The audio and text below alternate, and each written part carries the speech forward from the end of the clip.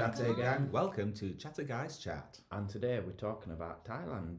And he's Colin. He's Tim. And together we are the Chatter Guys. Come on, let's get chatting. First of all, let's get the elephant out of the room. Oh, that's appropriate, talking about Thailand. Certainly is. The thing that I think puts most people off thinking about going to Thailand is the flight. Yeah. What do you think, Col? Most definitely. There's a couple of reasons why. One is the expense, and two is you're forever flying. It is tough. There's no way getting around it, I don't think, apart from going business class. Yeah. You have to take two flights. Although you can take a direct flight, I would think that would be horrendous. Travelling for 12, 13 hours on a plane, no thank you. Yeah, it was bad enough coming back this last time, Colin, because got off one plane and we had to dash through the airport and got straight on the other. It was less than an hour, wasn't it, between one flight landing and one taking off. But it was great having that hour just not to be... Yeah, it got your circulation going, but yeah, imagine if you didn't even have that little break. Yeah. So the cost of it then, thinking about the cost, you're talking roughly, now this is before the escalation in the Middle East, but you're talking at least probably about £1,000, I think. At least, give or take. I would say, from going from the UK to Bangkok, yeah. You've got to factor that into it. Then you've also got to allow a full day for travelling. By that it means a full 24 hours. It's pretty much door to door 24 hours, isn't it? Yeah. Whatever period you're having in Thailand, whether it be, I'd say a minimum 2 weeks you would need. I'd say so. Or whether you have 3 weeks, 4 weeks, for whatever period of time that you're having in Thailand, I would allow an extra 2 days for travelling, which is getting there and then getting back. Yeah. So allow yourself plenty of time to rest once you do get there and once you get back. Because you won't be able to just jump into your day job the following day. You'll be wiped out. There's no getting around it. It is difficult. It's exhausting, that travel. Yeah. No two ways, and expensive. But it's just about the only expensive thing about going to Thailand, isn't it? Exactly. Just factoring in your stops. Yeah, the airline dictates how long the gap's going to be between your first flight and the second flight, so you don't have any choice over that. And then there are things that happen. For example, coming back, our flight was delayed coming back. So, which meant that the stopover in between was much shorter than it was predicted to be. Yeah, and don't worry yourself, because even if the worst happens and you miss that connecting flight, they do put you on to the next flight. And if it so happens to be Jeff Carter on his last adventure missed his connecting flight and he got put up in a really nice hotel. Yeah, best hotel of his stay, wasn't it? It was. Overnight, free. His meals were free. So don't let that niggle you thinking, am I going to make that transfer? Because if you don't, the airline will look after you. Well, we've not had a problem, have we, with the flights? We've been 3 times to Thailand. The only problem that we had was once our luggage didn't make it back.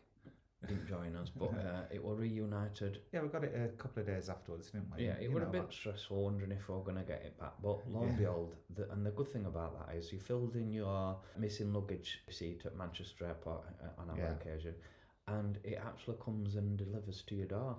Well, yeah, I did try to deliver someone else's suitcase to me, but I was like, that's not my suitcase. And he was like, it is. Yeah, no, it's not. I had a look in back of the van and I could see where my suitcase was, so yeah. We were reunited in the end, weren't we? It was a happy ending in the end. So that's the travelling bit, that's the expense bit covered. And I think perhaps some people are valid in saying it's going to put them off. If you're not a good traveller or, you've got any illnesses or things like that, it might be. It is a valid reason, because that flight is bad. At the end of the day, you're flying for 8-9 hours in on 2 flights. Yeah.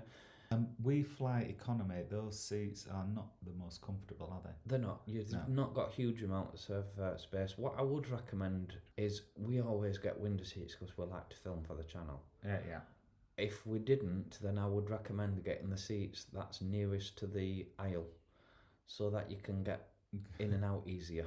because you don't sometimes you don't feel like nudging the next person. No, around to you we or are always sleeping. trapped, aren't we? Because there's someone sitting in the aisle seat. Yeah, so that's a tip that I would recommend. Yeah, I would too. Just so that it gives you the flexibility of going to the toilet a couple of times and stretching your legs Yeah, mid-flight. even just standing up. Yeah. For a bit.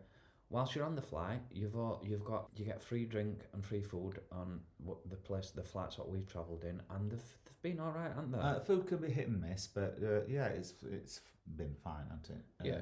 Drinks might not be as flowing as you would like, but we learned that you have to ask a lot of times. Right? Yeah. It's not like they just come round and offer them. You sometimes have to ask if you want a drink. Yeah. And don't be afraid about doing that. No, at all, not at all. You also get entertainment. You get a screen on your back, the seat in front of you. You get a screen. Yeah. You get music choices on there. There's plenty of music choices, plenty of film choices, TV series, and games as well. Yes. So you can try and relieve your boredom. However, you do get bored. I'd download a couple of books onto your phone. Download a couple of books, yeah. Download and some music. yeah. And do you know something? Is it worth it? Absolutely 100%. Oh, definitely. I would not let it put me off. Yeah. It's the worst bit of the holiday by far. The rest of it is a piece of cake, isn't it? You start to save your money because you've spent 2,000 getting there if you're a couple. Yeah. You start to save your money more or less as soon as you get off the plane. Yeah, definitely. For example, shall we talk about taxis? Yeah. So really cheap, aren't they? Yeah. Very inexpensive, but what's more, they're reliable. They turn up when they say they're going to turn up, or even a bit earlier. Yeah. They are nice and clean. They don't ask you how to get to places. You know, like sometimes at home, they'll say, which way are we to go? They know what they're doing. And easy to book online, isn't it? You do it on your phone. Yeah, when we got to Thailand, the options from Thailand were to get the train. You can get the train, you can get a bus, but the taxi that we chose to get was the Grab company. So you can get free Wi-Fi in the hotel for an hour. So it allows you time to download the app. I think Grab. you mean in the airport, don't you? In the airport, yeah. You're not at the hotel yet. Sorry. When you get into the airport, you can get free Wi-Fi for an hour. So that'll give you enough time to download the Grab app. You can book it on the Grab app, and then you can pay cash. So you don't need to put your credit card on the app. You can pay cash. And that's what we prefer to do, because we like to give them a tip as well, don't we? Yeah. So you then get your transport into Bangkok. So you land in Bangkok. If that's where you're going. Yeah. Or anywhere, really. Yeah. We would recommend, if you're a first-time visitor to Thailand, is to experience Bangkok for a couple of days when you get there. Don't stay for longer than that, though, No. because it'll be too much for your first visit. No. It'll do your head in. Yeah. It's amazing energy, lots going on. But for us Westerners, particularly if you're not used to Eastern culture, can be overwhelming. Yeah. So the hotels, let's talk about that. Yeah, so we recommend, and we've always done this, is we've booked as accommodation before we go, and we book the whole accommodation from arrival to departing. Yeah. Other people don't do that. No, they don't. Lots of people don't, but we like to know where we're going, don't we? Yeah. We've got friends who say that they book for the accommodation for the first couple of nights when they get there, and then what they do is they use the local booking apps. Yeah. Not just booking.com, but there's a whole range of different apps you can go on, and you can book your accommodation then once you get there. They've never struggled to get accommodation. Sometimes the prices can be high, sometimes the prices can be low. That's the gamble that you take. I remember this last trip, Jeff had a hotel and he wanted to extend his stay, and they doubled or tripled the price to extend his stay, so he didn't in the end. He went somewhere else. So, but you know, if you're on your holidays, I just say, just get it all sorted out in advance. Yeah. And something that I recommend, Colin's really good. He likes booking all that and getting into it. But the second time that we went, we got the travel agent to sort it out. Althams Travel. They did a really good job, didn't they? They did. It was on the pricey side of it, because they did ask us what type of accommodation that we wanted, and we said that we would have 4 or 5 star, and that's what the accommodation that they gave us. So there were some fantastic hotels. Yeah, but the prices aren't what you pay for 4 and 5 star here in the UK. No. They're what you would pay for. Well, they'd be even less than a Blackpool guest house. Yeah, there were on some of them were like £80 a night, some of them were like £100 a night. But for that, it was those you were just stopping in pure luxury. Like resorts, which was a couple of resorts. One of the resorts that we had were actually on a beach.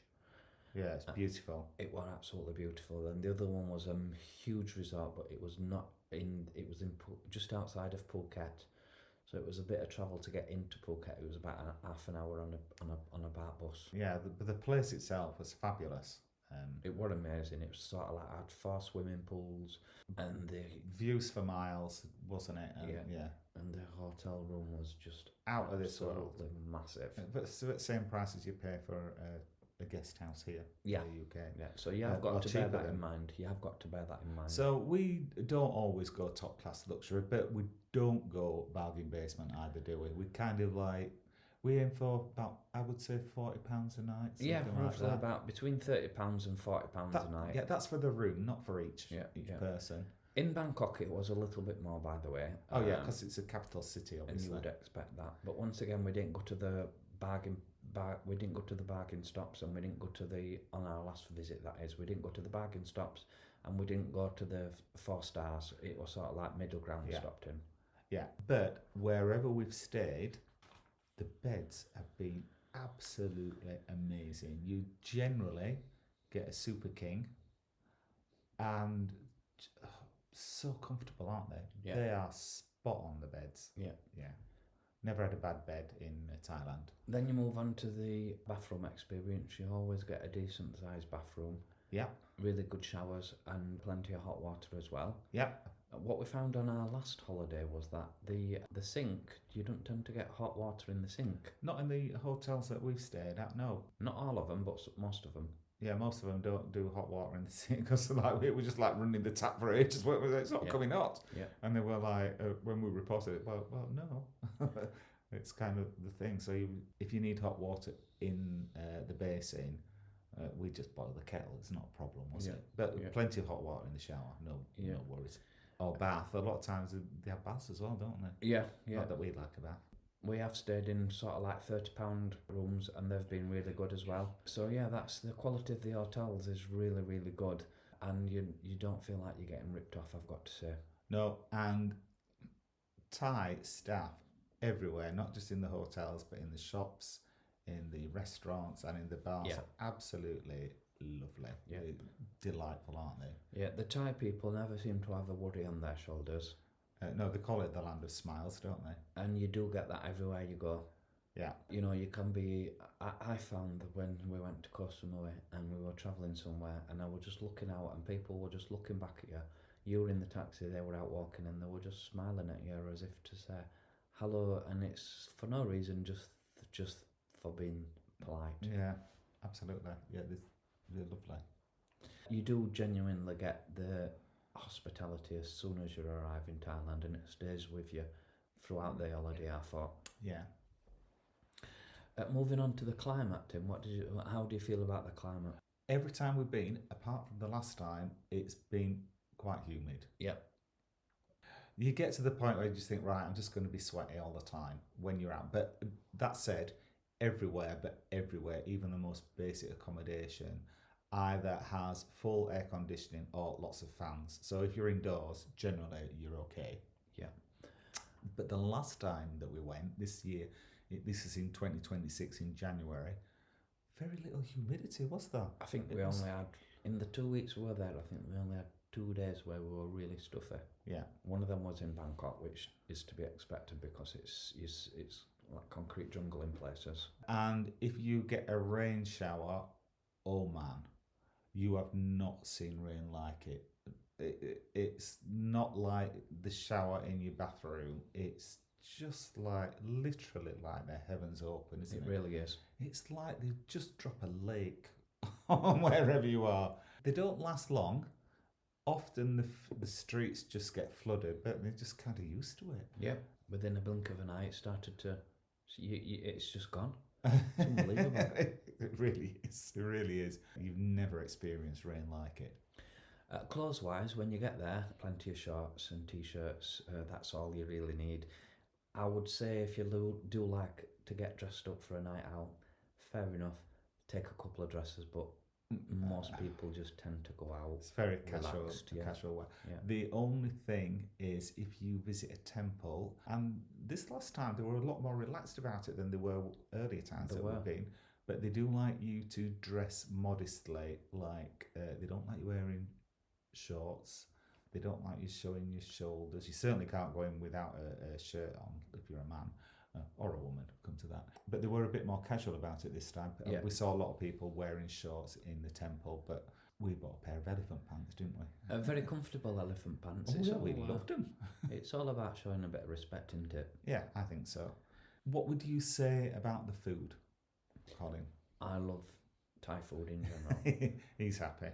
But you do get a difference between the Thai food over here, whether that be what you get from the supermarkets or even what you get in Thai restaurants over here in the UK. The quality of food, because it's fresh ingredients. Yes, it's far superior in Thailand. Yeah, and far superior. Yeah, they just cook everything from scratch, basically. Yeah. I'd say, and they always ask you how spicy you want it, because I don't like a lot of spice. No. Colin likes his food really hot. I like it just moderately spicy, but they always ask you as well. So we can both have the same dish, and his can blow your head off, and mine could be just nice and tasty. But even I say I just like it a little bit of a spice. I don't like to be. I'm getting on a bit now. I don't like to be too spicy. But the choices that you've got over there, food-wise, you've got, first of all, you've got the street food where they'll pull up on a cart. Yeah. And they'll have different choices. There may be soups, broths, chicken. Oh, they virtually give it away, that, don't they? It's just, yeah. It's like 20 baht, which is roughly about 50p for each item.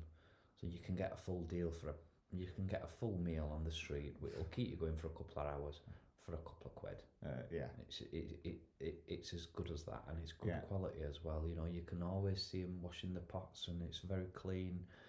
We've had street food quite a few times, and we've never had any problems, have we? No, we haven't. We've never been poorly off it. And then you get like the markets. They'll have like a market stall, and they'll have like tables out there, and they just cook it there while you wait, don't they? Yeah, a very small little kiosk thing. I would say in markets. Yeah. In fact, we had one of our nicest meals in the market. Do you remember we had the khao soi in Chiang Mai? Yeah. That was absolutely delicious. And that was just like a little market stall where you just, made it back at counter. Yeah.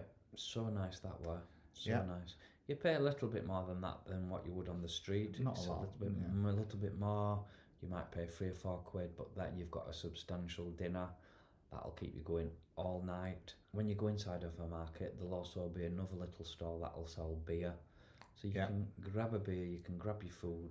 Amazing choices what you've got in the marketplaces. You can have Thai, you can have Chinese, you can have all different districts of food. It's unbelievable. Yeah, absolutely. Even pizzas. We saw pizzas, didn't we? We did. There's all different choices. Even if you don't like Thai food, I would struggle for anybody that wouldn't enjoy Thai food in Thailand. But even if you didn't, and even if you just liked your typical Italian or American food, you would still be able to eat.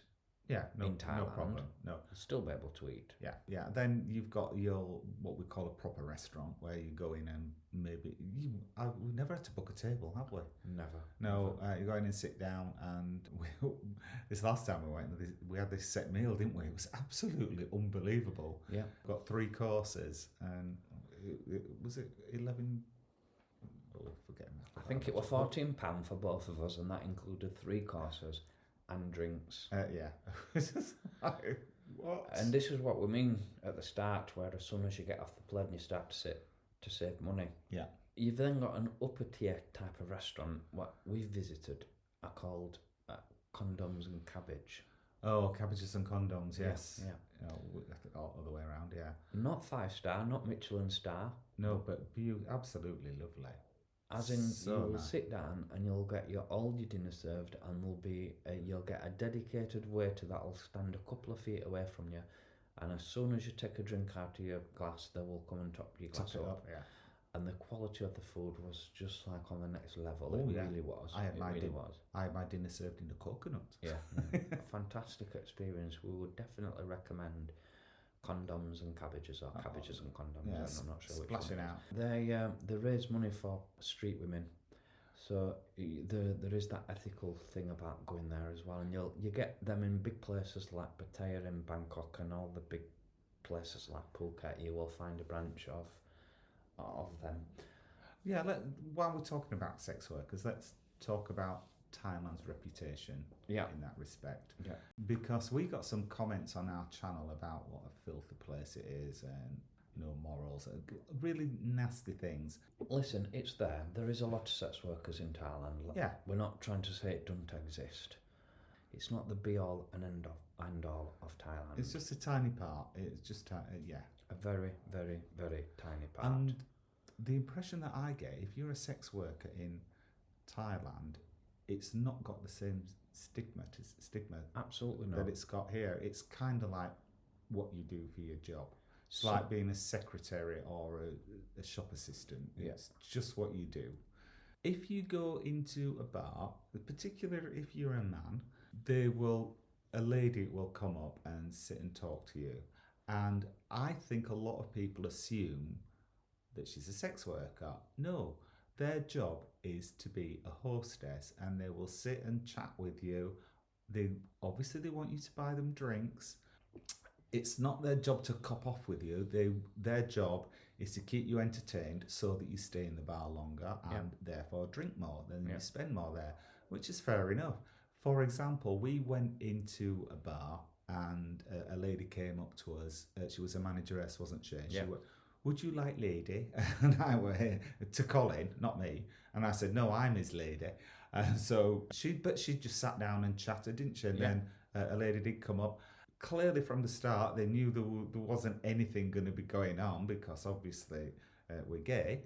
And they just sat and chatted, didn't they? And we were only popped in for one drink. We stopped for three, didn't we? Yeah. And we had a lovely time chatting with these ladies. And in some of the other bars, they play games with you. Like we had a couple of games of Connect Four, didn't we? We learned a few bar games as well. And it's all just to keep you entertained. You know, that keeps you in the bar more. Maybe you're going to tip more. Yep. You can then go into other, what's renowned for in a lot of places are the walking street, where you will get a lot of loud music played in a lot of venues. You'll get rock groups, which are popular in Thailand. You'll get singers, which are popular in Thailand. However, some of them are not the best quality singers, are they really? No, it was only this last time that we actually heard any decent Thai singers. Yeah. We've been previously and we've heard singers that are not from Thailand. Like there was that German woman that was singing, who was excellent, but a lot of the Thai entertainment was really poor. Yeah. So only this last time when we were in Bangkok, do you remember that girl was it the White Rabbit, the bar was called? She was fantastic, lovely singer. She was like a jazz singer, weren't she? Yeah, she was really good, but generally quite poor. But still give them a tip. We've visited lots of cabaret bars in Thailand as well, haven't we? Drag bars. Yeah, drag bars. Yeah, and the drags are not the same as in the UK.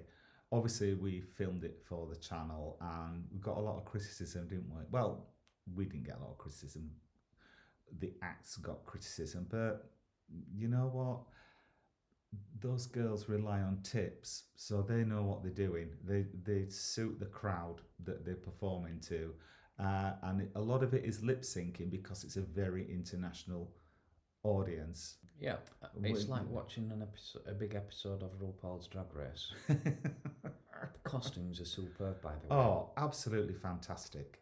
Yeah, but for the reason that I stated, very little banter in between because, you might have a dozen people speaking a dozen different languages in the audience. Yeah. The choreography, fantastic, isn't it? Really good entertainment. Particularly in Chiang Mai, our only criticism tend to be a bit samey. Yeah. You get a gorgeous drag queen and two male dancers at the back of her.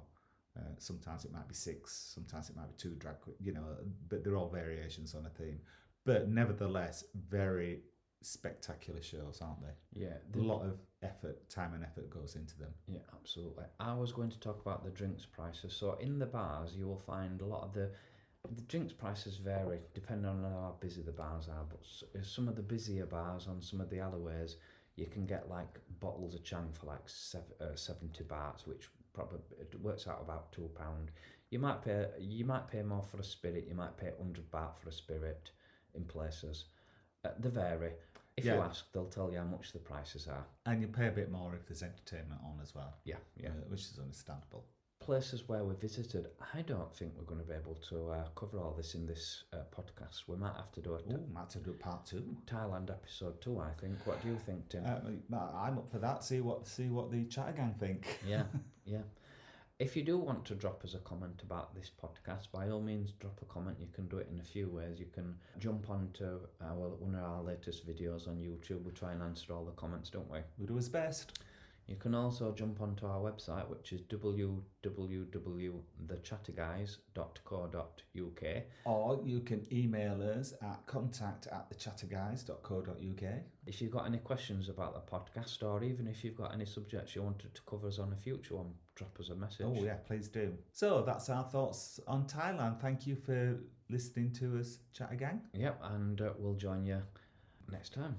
Thank you. Thank you. Together we are the Chatter Guys.